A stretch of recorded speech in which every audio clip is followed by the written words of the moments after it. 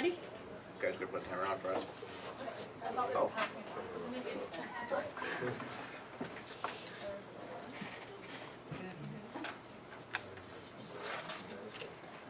Hi everyone, I'm Noha, with Mike, Richard, and Emily, and our research focuses on campus food initiatives and their applications to UW.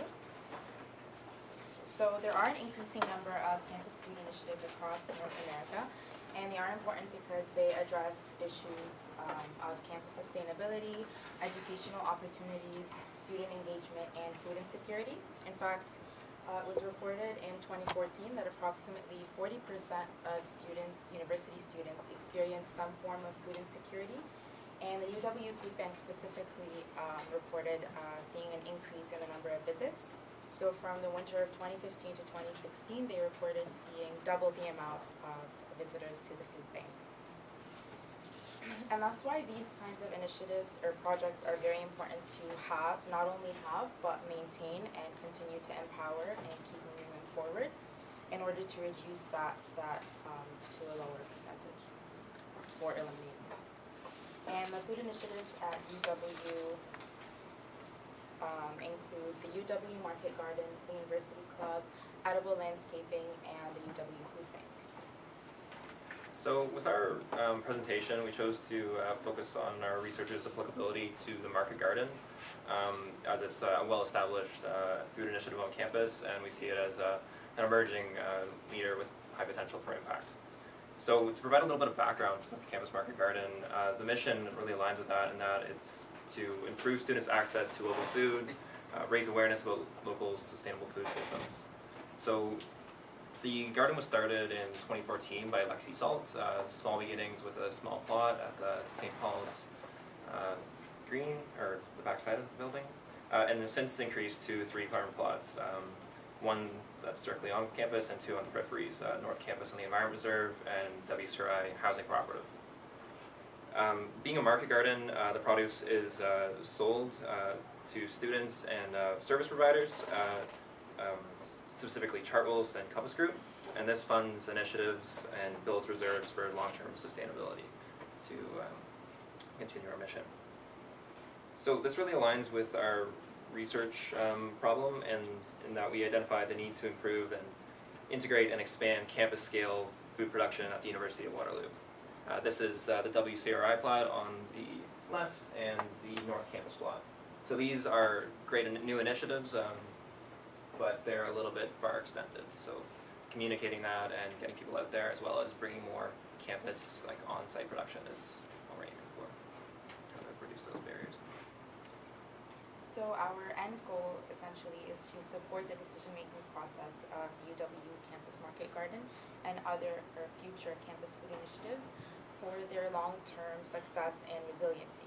And so in order to achieve that, our objectives are to identify the challenges that are faced by UW and identify best practices and strengths of other campus gardens, identify opportunities and actionable recommendations for the market garden and other UW food initiatives, and also to increase the communication between institutional food projects surrounding these kinds of food projects. For the research gaps that we detected in the literature that was relevant to campus food initiatives, most of the literature was not very specific to campus food projects or UW. They were more focused on community gardens within communities rather than university campuses, and it makes a difference with regards to things such as approvals and stakeholders that are involved. The second thing is there is an emphasis on the why, not the how, and what I mean by that is there's a lot of emphasis on the benefits of having community gardens and their associated rewards, but not on the implementation process and how we can get things rolling. And our final point is broad recommendations. So the recommendations that existed were generic. They weren't specific. They didn't provide a specific model to follow through with. As for our methodology, we compiled a literature review from best practice guides from community organizations, academic journals, and annual reports from other campus food projects. And we also generated an 8-question survey that was sent to 20 individuals. We received 4 responses, and in order to get more information, we had 3 follow-up phone calls and 4 in-person interviews. Okay, so I'm going to discuss some of our key findings from the research. In our conversations, we found a few pretty important themes. One of the themes was around attraction engagement, and so this is kind of the marketing and almost HR staffing kind of piece. We know that it's important to gain your volunteers, gain broad community support.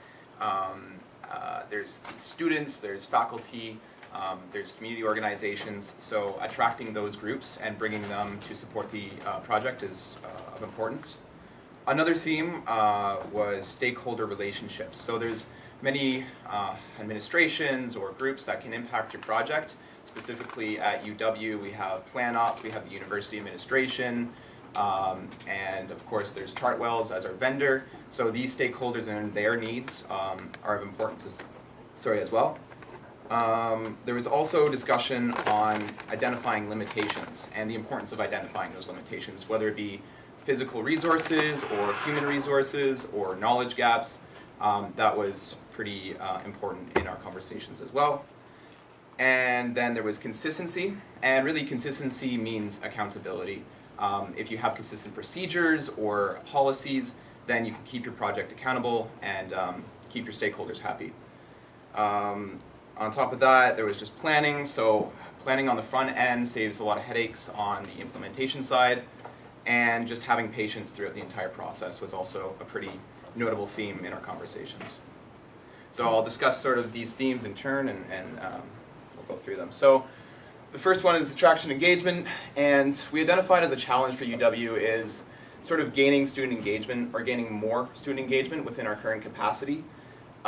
So there's ideas out there that maybe we haven't taken advantage of. And one of them, in one of our conversations with the University of North Carolina, and what they've sort of implemented is something called weed dating. It's almost like speed dating, so you sort of tie a socializing element to weeding a garden. So you're framing it in a way that's fun and interactive, and then there's also work parties, which bring people to the garden, and you listen to music, you have food, you have conversation, and it's all geared around gardening. And then also regular social media and mailing list updates. So the University of Victoria, in our conversation there, they said they post the list of tasks that need to be done. They post photos so people are more attracted to it. They post metrics after the work days so that people are really engaged in the details of the project. As well, another sort of challenge was utilizing market potential of larger food campus networks. So co-branding. So for example, with Chartwells, they have a sort of an emphasis now on their social media campaigns. So using sort of that connection there to do some co-branding on social media, connecting with their marketing teams, and also having local community shared calendars to have sort of shared events. There was also sort of an identification of knowledge gaps. For example, I remember Richard coming home with some eggplants that were really underripe. And I think eggplants are an abomination of a plant to begin with, but the key sort of point here is that you can't know everything, and you need to kind of understand that. But what you can do is develop partnerships with community organizations who do have that knowledge around plants, horticulture, sort of best practices, and also building a community of diverse backgrounds and skill sets. And then making sure that all of these knowledge, pieces of knowledge are sort of captured within a procedure or a document. So in speaking with Chartwells, we came to realize that they already have mandates in place to purchase local food. They already produce 8% of their produce from local sources and up to 80% when they can. The problem being is they don't always know where it's coming from. There's a process with their food provider where they have to call in specifically on the specific item and ask where it's come from, and often it's more than a day to get back to them. So the benefit in purchasing from the garden is that they know exactly where it's come from. The challenge there being is we have extremely limited production capacity at the moment. So Chartwells operates in 3 university college campuses and others in the Waterloo region alone. And if we can produce more, they can take it, is the resounding message. So something that plays into the reduction in or the limitations in our production capacity is we're new. We live in Canada, so there's issues of seasonality there.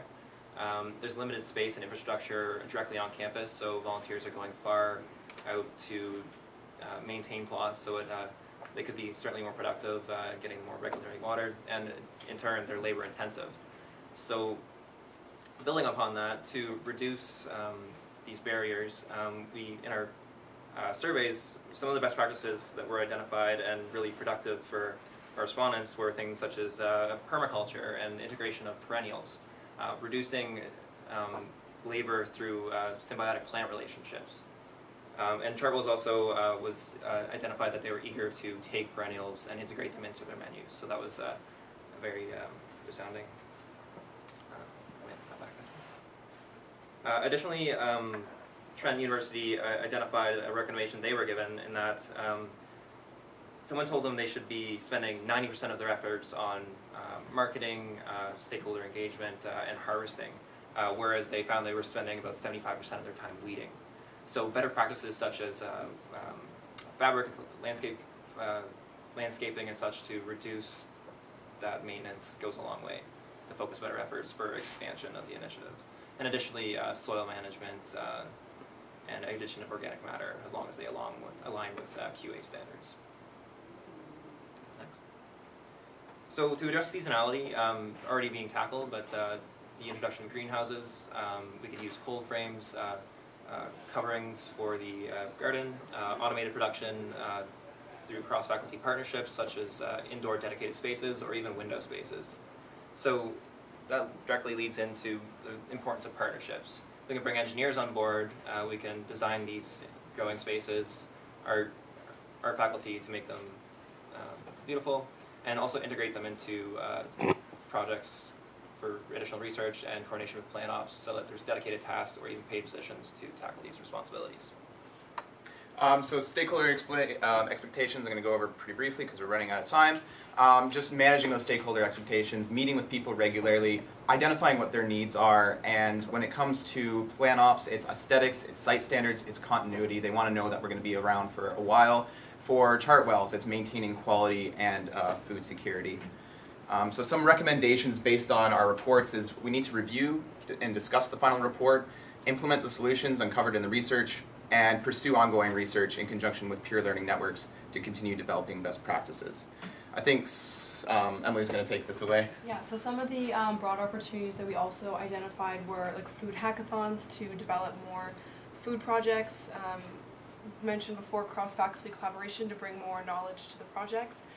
Increasing production capacity to be able to provide more fresh local food to places like Chartwells and people that would need it and take it, developing an apiary, so beekeeping, and then also implementing more permanent things like food forests and permaculture. So lastly, the garden needs help. We could always use more labor, whether it's a foray into the food space on campus or it kind of sparks you to start your own initiative.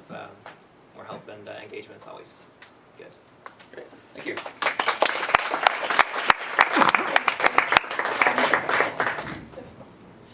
Inspiring. Yay. Questions? I have a question for you guys. You guys talked about engaging students. Yes. Do you have any idea on how, because I know most of the volunteers for the garden right now are within the environment faculty. How would you guys go about enticing students from other faculties and making it more of like a cross-campus thing rather than just an environment focused? So if we integrate it into coursework so that it's not, it's a win-win. The garden is benefiting from either research, labor, or project integration. And additionally, food has worked. And one thing we had identified in our surveys was the North Carolina garden. They had set times where people could consistently come out. So there was less uncertainty and uniformity to it. There was lots of good findings in our conversations, and I think way more than we can encapsulate in 12 into 12 minutes. If you want to read our final report, we'd be happy that you do. But yeah, integrating it in with coursework I think was key, and especially for the university administration, they wanted to see that as well. That was at University of North Carolina and University of Victoria. We had conversations with, and they said that they even have English classes that come out and do like creative writing assignments in the garden and all sorts of things. So there's lots of interesting academic ties that can bring people from various faculties to the garden. Great idea. And also having patience and putting your best foot forward. That's key.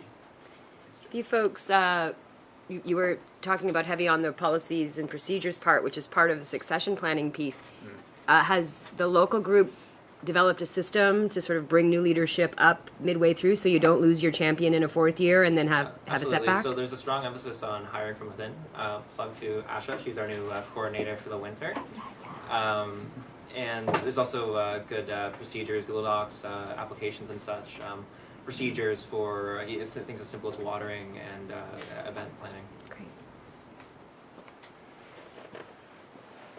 I was wondering how receptive campus admin is to things like food forest, edible landscaping, being So integrated. that's something we're certainly still investigating, but as we've seen, they've done some initiatives by EV3, the foraging workshops on campus. There's definitely some positives there, but as we can see, we grow a lot of grass and geese fodder. So there's definitely significant opportunities there and some I think the biggest concern with plan ops is continuity, upkeep, who's going to take care of it, and making sure that there is a strong plan in place so it's not a 4-month rush to finish and complete it. So if we can sort of develop and recommend the university take on sort of a committee or have a full-time someone working within the sustainability department with a specific focus on food, they can sort of keep that continuity, keep those learnings and